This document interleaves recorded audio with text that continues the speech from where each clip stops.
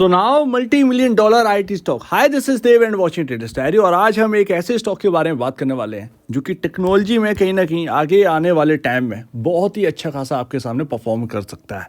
हम बात करेंगे इस स्टॉक से पहले माइक्रोसॉफ्ट की, जिसमें अगर निवेशक ने देखिए किस तरीके से मल्टी मिलियन डॉलर यहाँ पर कमाए। कभी ये स्टॉक, कभी माइक्रोसॉफ्ट जो है, कोई नहीं जानता था कि आज के टाइम में माइक्रोसॉफ्ट इतनी बड़ी लीडिंग कंपनी बनेगी। बट मैं यहाँ पर बताऊंगा आपको प्राइस, जो कि 1986 में $0.18। आज के करेंसी में अगर इसका प्राइस देखेंगे तो यहाँ पर कुछ 15 या 14 रुपए के आसपास ये प्राइस बनता है। कभी माइक्रोसॉफ्ट 14 रुपए के आसपास था। आज के टाइम में स्प्लिट होने के बाद 32,000 रुपए के अराउंड इसका प्राइस चल रहा है। 32,000, कैन यू इमेजिन दिस। तो इस तरीके से यहाँ पर है। इवन अगर माइक्रोसॉफ्ट उस वक्त ना होती या वॉरेन, यहाँ पर अगर आप देखें गूगल उस वक्त ना होती और इस प्राइस पर अगर ना मिलते तो वॉरेन बफेट आज के टाइम में वॉरेन बफेट होते ही नहीं।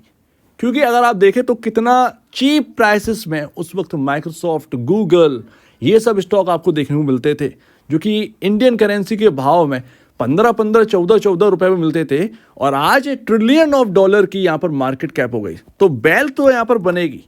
ऐसे में इंडियन मार्केट के अंदर भी कुछ ऐसे स्टॉक्स हैं अवेलेबल, और उनमें से ये स्टॉक जिसके ऊपर हम बात करने वाले हैं, नाम आपने पढ़ ही लिया होगा थंबनेल पर, आपने यहाँ पर जो है उसके बारे में समझ लिया हो। मैं कई बार इसके ऊपर बात कर चुका हूँ और लमसम 100 रुपए से कवर करूँ। कंपनी बहुत छोटी है। कभी माइक्रोसॉफ्ट का जो मार्केट कैप है वो बहुत छोटा था। आप सोचिए, जब ये $0.18 का जब ये माइक्रोसॉफ्ट का प्राइस था, अगर उस वक्त मार्केट कैप $100 बिलियन या $200 बिलियन होता तो क्या माइक्रोसॉफ्ट में आप इतना बड़ा उछाल देखते? नहीं देखते। अगर $200 बिलियन का मार्केट कैप होता तो माइक्रोसॉफ्ट का जो प्राइस है वो सिर्फ और सिर्फ 10 गुना यहाँ पर जो है बढ़ते ही $2 ट्रिलियन का पहुंच जाता।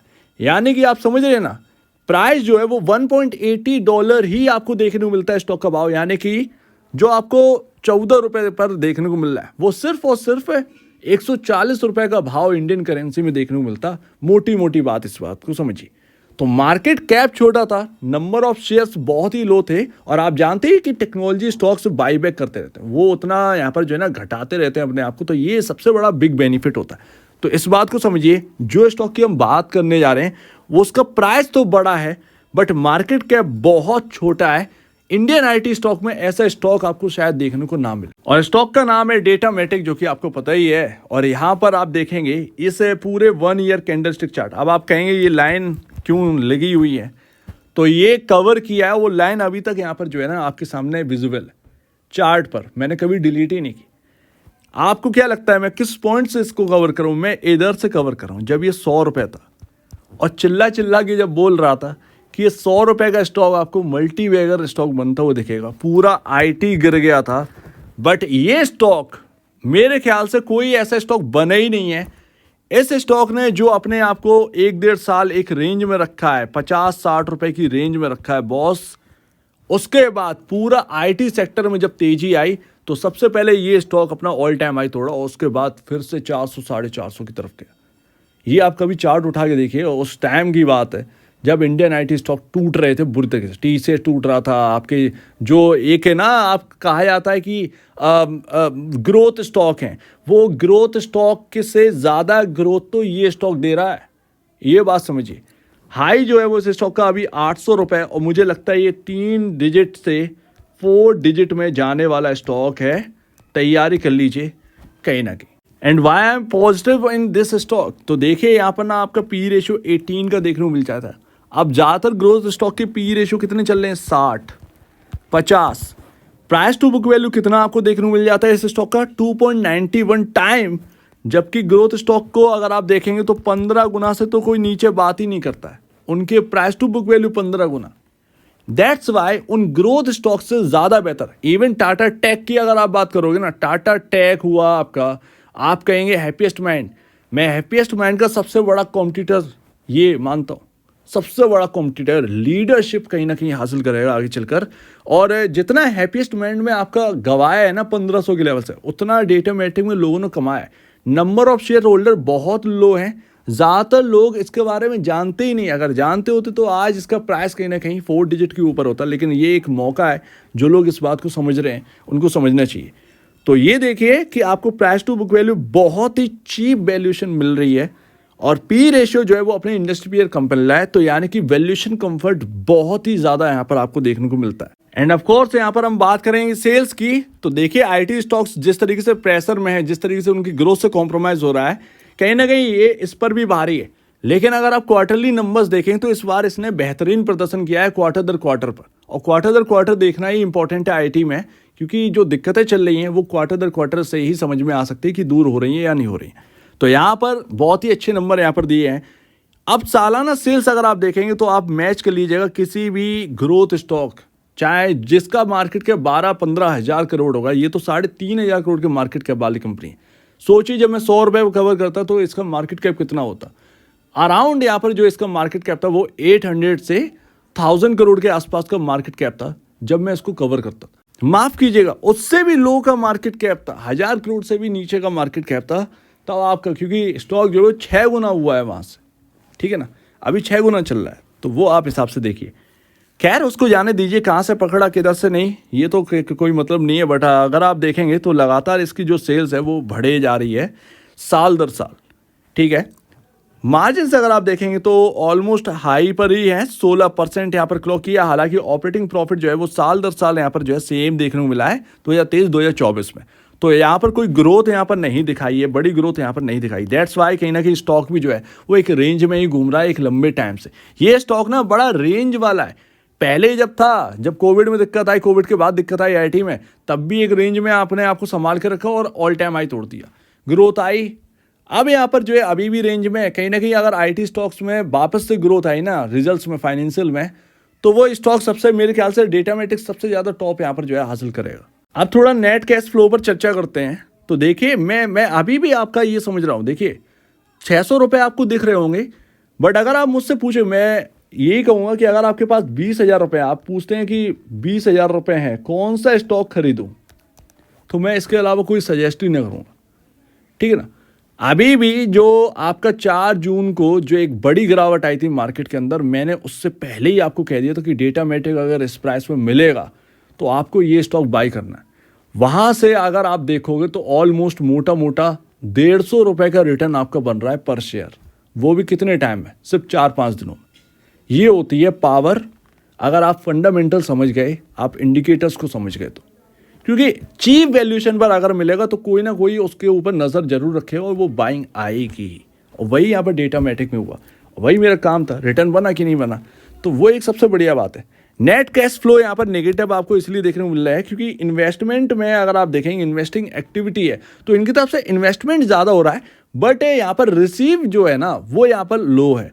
तो इसकी वजह से यहाँ पर जो है ना आप देखेंगे कि नेट कैश फ्लो यहाँ पर जो है नेगेटिव आपको देखने को मिला है। अब इसी कैश फ्लो में अगर आप देखें तो इन्वेस्टिंग एक्टिविटी से ज़्यादा यहाँ पर फ़र्क आपको देखने को मिल रहा है। तो यहाँ से इन्वेस्टमेंट ज़्यादा हो रहा है बट रिसीविंग कुछ नहीं है। एंड कभी से कंपनी के अंदर FIs थे ही नहीं, और आज देखिए 2.14% होल्ड करते हैं। और FIs मुझे याद है वो प्राइस 180 रुपये का प्राइस था जब यहाँ पर खबर आई थी FIs की कि FIs ने स्टेक बाई करना स्टार्ट किया। तो ये स्टॉक बहुत बड़ा यहाँ पर जो है ना एक सर्किट लगाया 20% का, और 20% से ये स्टॉक चला था 260-270 के लेवल आए, उसके बाद 352, उसके बाद अपने आप को एक रेंज में रखा जब IT स्टॉक टूटने लगे। तो ये हुआ था डेटामेटिक सिनेरियो। तो जो पहले पावर में था ना, जिसने अपने आप को उस गिरावट में संभाल लिया, वो आगे भी संभाल लेगा। और ये वाकई में अभी भी अगर आप देखें तो बाकी कंपैरिजन आपको इतना लॉस नहीं देखने को मिलेगा ऑल टाइम हाई से जितना कि बाकियों में। तो ये आप बात समझिए। अभी नंबर ऑफ शेयर होल्डर कितने हैं, सिर्फ मात्र 51,971। यही तो सबसे बड़ा बिग बेनिफिट है।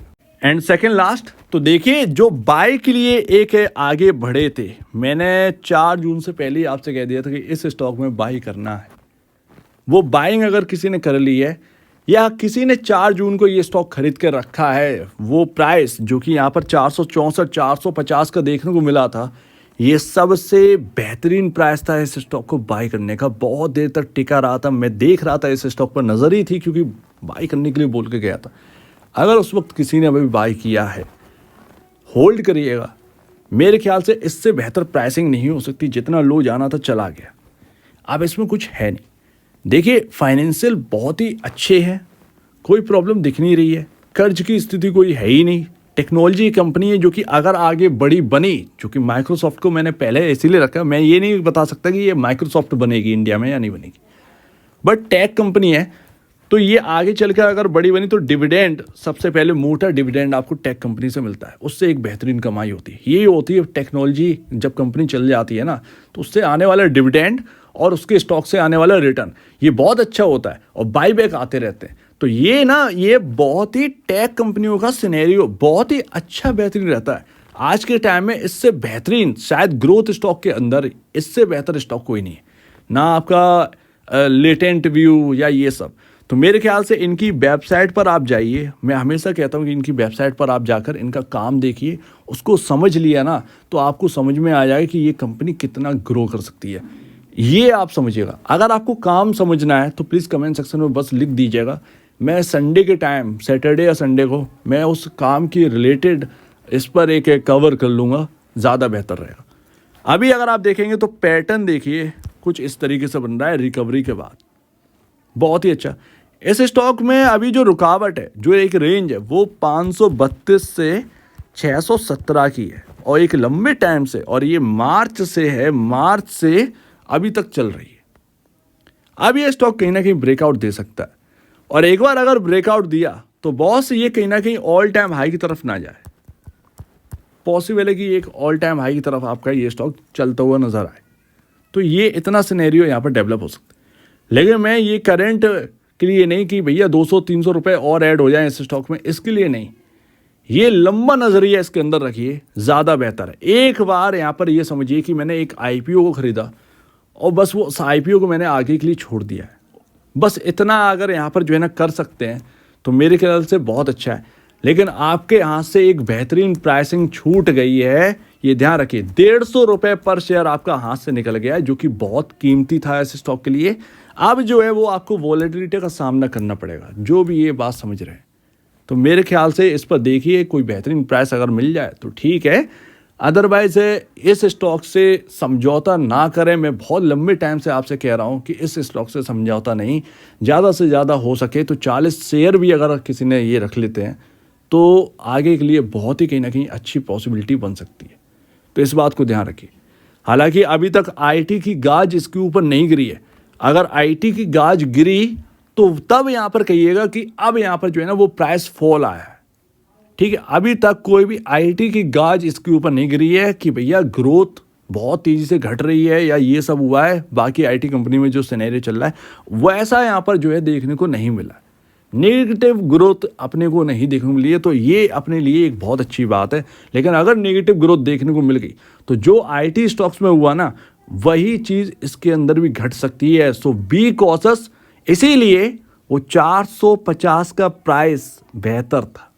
यही तो बात है कि उसने 150 रुपए के इस प्राइस में ना सब कुछ हो जाता, तो ये 450 का प्राइस में बेस्ट बाई प्राइस था। लेकिन अब जो है ना वो बेस्ट बाई प्राइस नहीं है, ये एक समझौते वाला प्राइस है, 607 वाला।